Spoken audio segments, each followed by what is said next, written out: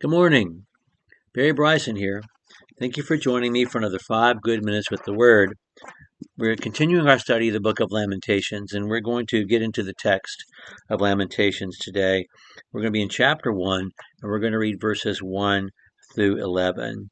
Chapter 1, the first acrostic poem, verses 22 verses, each verse beginning with a letter in consecutive order of the Hebrew alphabet. Um, is kind of divided into two equal parts. And so we'll look at the first half of that today and the second half of that tomorrow. And the first half of that really it just introduces the entire subject of that destruction by painting a picture of the desolation. And it's not just an architectural desolation. It is a personal desolation that is brought about by God's judgment upon the people because of their sins. And so let's read Lamentations chapter 1, verses 1 through 11. How lonely sits the city that was full of people. She has become like a widow who was once great among the nations. She who was a princess among the provinces has become a forced laborer. She weeps bitterly in the night, and her tears are on her cheeks, and she has no one to comfort her. Among all her lovers, all her friends have dealt treacherously with her. They have become her enemies. Judah has gone into exile under affliction, and under a harsh servitude she dwells among the nations. But she has found no rest, and her pursuers have overtaken her in the midst of distress. The roads of Zion are in mourning because no one comes to the appointed feasts. All her gates are desolate, her priests are groaning, her virgins are afflicted, and she herself is bitter. Her adversaries have become her masters, her enemies prosper, for Yahweh has caused her grief because of the multitude of her transgressions. As captives before the adversary, all her majesty has departed from the daughter of Zion. Her princes have become like bucks that have found no pasture. They have fled without strength before the pursuer. In the days of her affliction and homelessness, Jerusalem remembers all of her precious things that were from the days of old, when her people fell into the hand of the adversary, and no one helped her. The adversary saw her and mocked at her ruin. Jerusalem sinned greatly. Therefore she has become an unclean thing. All who honored her despise her, because they have seen her nakedness. Even she herself groans and turns away, for uncleanness was in her skirts. She did not consider her future, therefore she has fallen astonishingly and has no comforter. See, O Yahweh, my affliction, for the enemy has magnified himself. The adversary has stretched out his hand over all her precious things. She has seen the nations enter her sanctuary, the ones whom thou didst command, that they should not enter into thy congregation. All her people groan seeking bread. They have given their precious things for food to restore their lives themselves. See, O Yahweh, and look, for I am despised. This is such an amazing piece of literature, and it's just so evocative of the desolation that he is describing.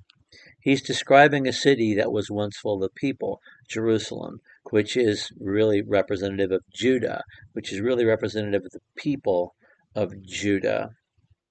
Judah, he first calls a widow. There in verse 1, she has become like a widow, she. So the nation, the city, the people, collectively are seen as a woman, as a feminine person, a person who was married and who is married no more. She's become like a widow among the nations. She wasn't a faithful wife before she became a widow, because in verse 2, we're told that about all her lovers. This is a group of people that is large in number. There were many um, uh, men who valued, treasured, courted, seduced, gave gifts to, protected this woman, and now they are all gone. They are all gone. And we also know they are all gone because of her own sin. She sinned, and this happened. And we're told this multiple times, because of her affliction, but I mean, because of her sins, because of her transgressions. And but then we also see, you know, that her virgins have been raped, her children have been taken into captivity, her young men are hunted like wild animals, for sport, and she has become an unclean thing. Um, it's kind of savage in the way it describes her, and it talks about her adversaries seeing without describing the actual act. Um, it's described like a rape, with her skirts up and unclean, and her nakedness exposed, and and her adversaries, like the nation of Edom we read about in Psalm 130, in Psalm 137, mocking and cheering as she herself is violated.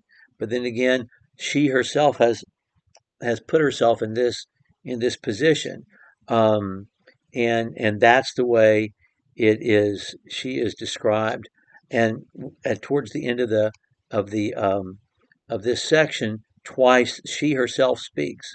Look, O Lord, at my affliction. The enemy has magnified himself. Look, O Yahweh, look, I'm despised. Look at me. I may have deserved this, but look at me.